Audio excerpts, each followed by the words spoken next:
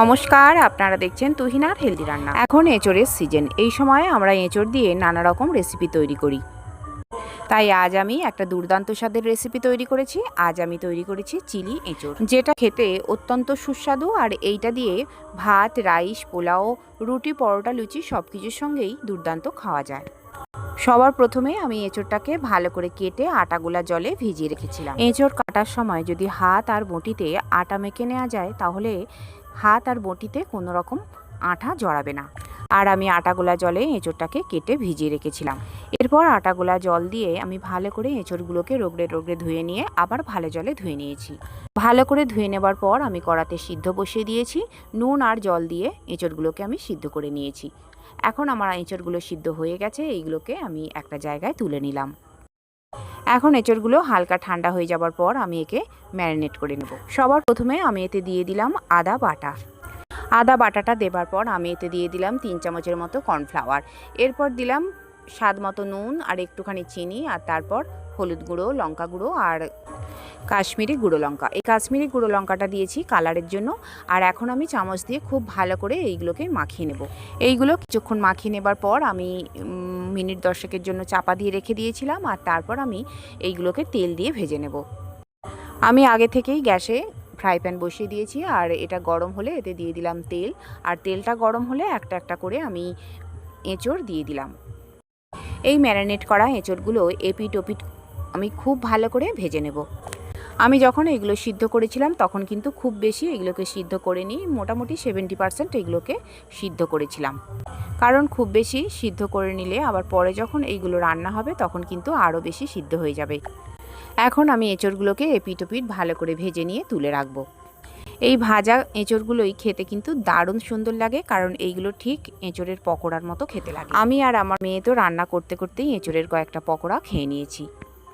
এদিকে এই এঁচড়গুলো আমার ভাজা হয়ে গেছে, এইগুলোকে তুলে নিলাম। এর পরের ব্যাচের এঁচড়গুলোকেও আমি ভেজে নিয়েছি, এইগুলোকেও আমি তুলে নিলাম। এখন আমার সমস্ত এঁচড়গুলো ভাজা হয়ে গেছে। আর আমি এঁচড়গুলো ভেজেছিলাম তেল দিয়ে, কিন্তু এবার বাকি রান্নাটা করব তেল ছাড়া। আমি কড়াটা পরিষ্কার করে নিয়েছি, আর আমি আগে থেকে পেঁয়াজ আর ক্যাপসিকাম বড় বড় করে কেটে রেখেছি। এখন শুকনো কড়ায় আমি দিয়ে দিলাম রসুন বাটা। রসুনটাকে একদমই তেল ছাড়া লো ফ্লেমে আমি কিছুক্ষণ ভেজে নেব। কিছুক্ষণ ভাজার পর আমি এতে দিয়ে দিলাম কাঁচা পাকা লঙ্কা কুচি। এইগুলো বেশ কিছুক্ষণ লো ফ্লেমে রান্না করে নিলেই এইগুলোর কাঁচা গন্ধ চলে যাবে। এবার কিছুক্ষণ আমার এই রসুন ভাজা হয়ে গেছে। আমি এর উপরে দিয়ে দিলাম বড় বড় করে কেটে রাখা পেঁয়াজ। পেঁয়াজগুলোকেও আমি রসুনের সঙ্গে কিছুক্ষণ ভেজে নেব। পেঁয়াজগুলোকে কিছুক্ষণ ভেজে নেবার পর আমি এতে দিয়ে দেবো সেই কেটে রাখা ক্যাপসিকামগুলো।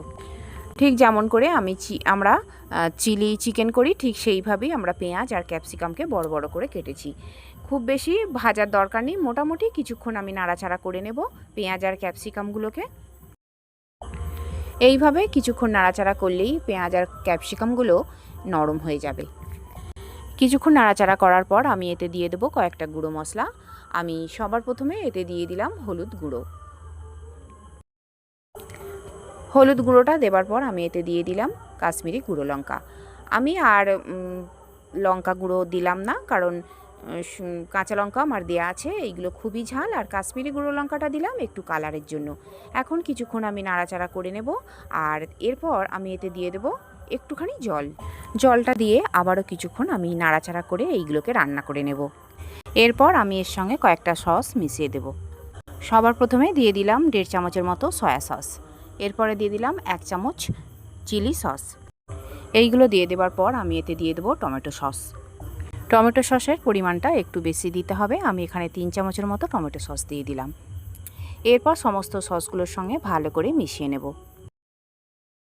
এখন ওই সসের বাটিটা ধুয়েই একটুখানি এতে আমি জল দিয়ে দিলাম।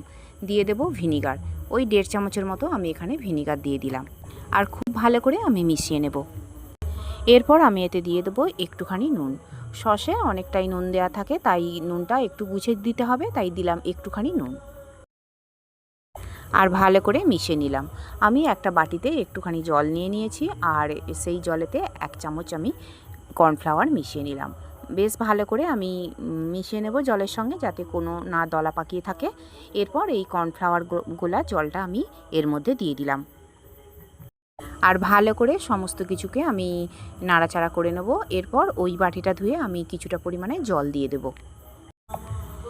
এখন কিছুক্ষণ রান্না করে নেবার পর আমি সেই ভেজে রাখা এঁচড়গুলো এতে দিয়ে দিলাম। আর সমস্ত কিছুর সঙ্গে এই এঁচড়গুলোকে আমি ভালো করে মিশিয়ে নেব। এঁচড়গুলোকে মশলার সঙ্গে মিশিয়ে নেবার পর আমি একটুখানি জল দিয়ে দেবো, কারণ এখন আমার প্রায় শুকনো শুকনো হয়ে গেছে। এটা একটু আমি গ্রেভি রাখবো, তাই আমি একটুখানি জল দিয়ে দিলাম। তবে অনেকে এই চিলি এঁচড় একটু ড্রাই করে, তো আমার পছন্দ একটু গ্রেভি। এখন একটু ফুটতে দেবো আর এতে দিয়ে দেবো 1 চামচের মতো চিনি। এই রান্নাটা একটু টকটক মিষ্টি মিষ্টি হবে, তাই চিনিটা একটু বেশি পরিমাণে দিতে হবে, তবে এটা খেতে ভালো লাগে। এখন আমার রান্নাটা একদমই শেষের পথে। আমি কয়েক সেকেন্ড এইগুলোকে আমি ফুটিয়ে নেব, আর তারপর আমি একটা জায়গায় এইগুলো তুলে রাখবো। আর বন্ধুরা, আমার রান্না যদি ভালো লেগে থাকে আর যদি নতুন নতুন ঘরোয়া অথচ সুস্বাদু রান্নার রেসিপি পেতে চান, তাহলে আমার চ্যানেলটিকে সাবস্ক্রাইব করুন আর পাশে থাকা ঘন্টাটি বাজিয়ে দিন। আর লাইক শেয়ার কমেন্ট করতে কিন্তু একদম ভুলবেন না। এদিকে আমি একটু টেস্ট করে দেখে নিয়েছিলাম, নুনটা একটু কম ছিল, তাই আমি একটু নুন দিয়ে দিয়েছি। এখন আমার রান্না প্রায় কমপ্লিট। আর বন্ধুরা, একঘেয়ে এঁচড় রান্না না করে এইভাবে আমারই মতো চিলি এঁচড় রান্না করুন, দেখবেন বাড়ির লোক খেয়ে এত খুশি হবে যে আবারও তারা এই রান্নাটাই করতে বলবে। তৈরি হয়ে গেল আমার দুর্দান্ত স্বাদের চিলি এঁচড়। আর আমার রান্নাটি দেখার জন্য সকল বন্ধুদের জানাই ধন্যবাদ। ভালো থাকবেন।